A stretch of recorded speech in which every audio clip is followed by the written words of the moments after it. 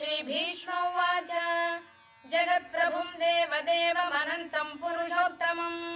स्तुवन्नाम सहस्रेण पुरुषः सततोत्थितः तमेव चार्चयन् नित्यम् भक्त्या पुरुषमव्ययम् ध्यायन् स्तुवन् नमस्यम् च यजमानस्तमेव च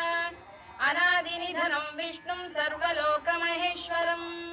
लोकाध्यक्षम् स्तुवन् नित्यम् सर्वदुःखातिगो भवेत् ब्रह्मण्यम् सर्वधर्मज्ञम् लोकानाम् कीर्तिवर्धनम् लोकनाथम् महद्भूतम् सर्वभूतभवोद्भवम् एष मे सर्वधर्माणाम् धर्मोऽधिकतमो मतः